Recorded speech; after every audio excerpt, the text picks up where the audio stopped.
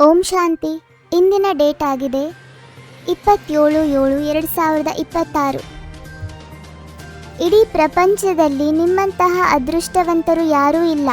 ರಾಜ ಋಷಿಗಳಾಗಿ ರಾಜಯೋಗದಿಂದ ರಾಜ್ಯ ಪದವಿಯನ್ನು ಪಡೆಯಿರಿ.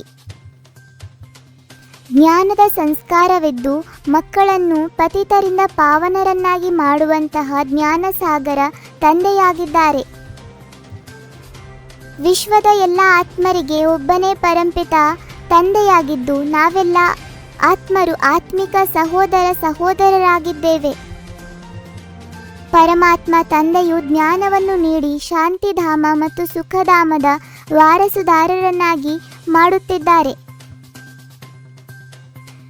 ಮೂಲವತನ, ಸೂಕ್ಷ್ಮವತನ ಮತ್ತು ಸ್ಥೂಲವತನದ ಜ್ಞಾನವು ಆತ್ಮವನ್ನು ಸ್ವದರ್ಶನ ಚಕ್ರಧಾರಿಗಳನ್ನಾಗಿ ಮಾಡುತ್ತದೆ.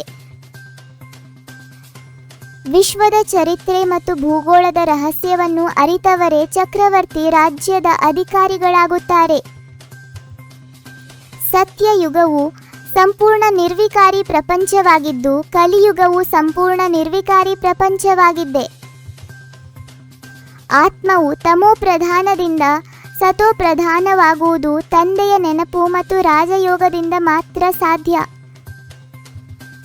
ಈ ಸಂಗಮ ಯುಗದಲ್ಲಿ ನಾವು ರಾಜ ಋಷಿಗಳಾಗಿ ವಿಶ್ವದ ಮಹಾರಾಜರಾಗುವ ವಿದ್ಯೆಯನ್ನು ಕಲಿಯುತ್ತಿದ್ದೇವೆ. ಸ್ವರ್ಗದ ರಚಯಿತ ತಂದೆಯೇ ಹೊಸ ಪ್ರಪಂಚವನ್ನು ಸ್ಥಾಪಿಸಿ ಲಕ್ಷ್ಮೀನಾರಾಯಣರ ರಾಜ್ಯವನ್ನು ನಿರ್ಮಿಸುತ್ತಿದ್ದಾರೆ. ತಂದೆಯು ಮೂರನೆಯ ನೇತ್ರವನ್ನು ನೀಡಿ ನರನಿಂದ ನಾರಾಯಣನಾಗುವ ನಿಜವಾದ ಕಥೆಯನ್ನು ತಿಳಿಸುತ್ತಿದ್ದಾರೆ. ವಿಜಯ ಮಾಲೆಯಲ್ಲಿ ಸ್ಥಾನ ಪಡೆಯಲು ಪ್ರತಿಯೊಬ್ಬ ಬ್ರಾಹ್ಮಣ ಆತ್ಮನು ಶ್ರೇಷ್ಠ ಪುರುಷಾರ್ಥ ಮಾಡಬೇಕಾಗಿದೆ. ಮನ್ಮನಾಭವ ಎಂಬ ಒಂದೇ ಶ್ರೀಮತದಿಂದ ವಿಕರ್ಮಗಳು ಭಸ್ಮವಾಗಿ ಆತ್ಮವು ಪಾವನವಾಗುತ್ತದೆ. ವಿನಾಶಕ್ಕೂ ಮೊದಲು ರಾಜಯೋಗದಿಂದ ಯೋಗಬಲದಿಂದ ಪಾವನರಾಗಿ ಸುಖಧಾಮ ಮತ್ತು ಶಾಂತಿಧಾಮದ ಅಧಿಕಾರಿಗಳಾಗಬೇಕು. ಪೂಜ್ಯರಾಗಿದ್ದ ದೇವತೆಗಳೇ ನಂತರ ಪೂಜಾರಿಗಳಾಗುತ್ತಾರೆ ಎಂಬ ವಿಶ್ವಚಕ್ರದ ರಹಸ್ಯವನ್ನು ತಿಳಿಯಬೇಕು. ನಾವು ಈಗ ಬ್ರಾಹ್ಮಣರಾಗಿ ಶ್ರೀಮತದಂತೆ ನಡೆಯುತ್ತಾ ಪುನಃ ದೇವತಾ ಸಂಸ್ಕಾರಗಳನ್ನು ಧಾರಣೆ ಮಾಡುತ್ತಿದ್ದೇವೆ.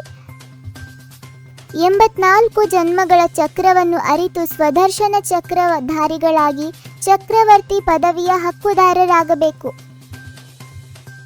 ಶ್ರೀಮತದಂತೆ ನಡೆಯುತ್ತಾ ಆತ್ಮದಲ್ಲಿರುವ ಪ್ರತಿಯೊಂದು ದುರ್ಬಲ ಸಂಸ್ಕಾರವನ್ನು ಸಮಾಪ್ತಿ ಮಾಡಿ ಸಂಪೂರ್ಣ ನಿರ್ವಿಕಾರಿಗಳಾಗಬೇಕು. ಶರೀರ ನಿರ್ವಹಣೆಗಾಗಿ ಕರ್ಮ ಮಾಡುತ್ತಲೇ ರಾಜಯೋಗದ ಓದನ್ನು ಓದಿ ಯೋಗ ಬಲದಿಂದ ರಾಜ್ಯ ಪದವಿಯನ್ನು ಪಡೆಯಬೇಕು. ತಮ್ಮ ಶ್ರೇಷ್ಠ ಸ್ಥಿತಿಯಿಂದ ಮಾಯೆಯನ್ನು ಬಗ್ಗಿಸುವ ಸದಾ ವಿಜಯಿ ಹಾಗೂ ಶ್ರೇಷ್ಠ ಪದವಿಯ ಅಧಿಕಾರಿಗಳಾಗುವ ವರದಾನವನ್ನು ಅನುಭವಿಸಬೇಕು. ಕರ್ಮದ ಸಮಯದಲ್ಲಿಯೂ ಯೋಗದ ಸಮತೋಲನವನ್ನು ಕಾಪಾಡುವವರೇ ನಿಜವಾದ ಕರ್ಮಯೋಗಿಗಳು. 21 ಜನ್ಮಗಳಿಗಾಗಿ 21 ಮುರಳಿಯ ಪಾಯಿಂಟ್ಸ್ ಕೇಳಿದ್ದಕ್ಕಾಗಿ ಧನ್ಯವಾದಗಳು.